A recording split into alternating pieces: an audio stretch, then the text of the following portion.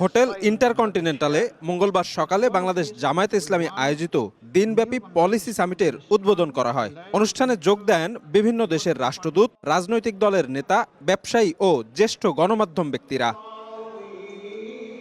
উদ্বোধনী বক্তব্যে জামায়াতের আমির ডাক্তার শফিকুর রহমান উন্নত বাংলাদেশের জন্য সব অংশের মানুষকে ঐক্যবদ্ধ এবং সহযোগী হবার আহ্বান জানিয়ে বলেন, গণতন্ত্র ও নাগরিক অধিকারের স্বার্থে আগামী নির্বাচন শতভাগ সুষ্ঠু ও নিরপেক্ষ হতে হবে।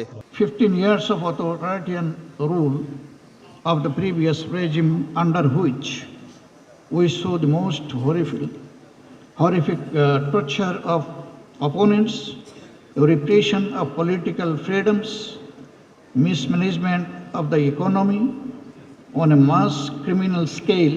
জামায়াতের আমির জানান, দুর্নীতি বিরোধী বিচার বিভাগের স্বাধীনতা রক্ষা এবং সংস্কারের পক্ষে অবস্থানের শর্তে যে কোনো রাজনৈতিক দলকে আগামীর অগ্রযাত্রায় সঙ্গী করবে জামায়াত।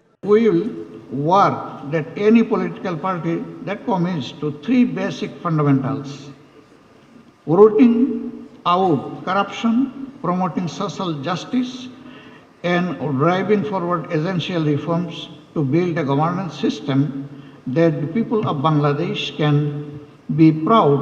অনুষ্ঠানের ফাঁকে সাংবাদিকদের মুখোমুখি হয়ে জামায়াতের নায়েবে আমির সৈয়দ আব্দুল্লাহ মোহাম্মদ তাহের জানান, আধুনিক এবং নাগরিক অধিকার সুরক্ষিত থাকে এমন দেশ গঠনে কাজ করছে জামায়াত। দেশ বিদেশের নানা অপপ্রচার রুখতে যুক্তির মাধ্যমে এগিয়ে যাওয়ার প্রত্যয় ব্যক্ত করেন তিনি।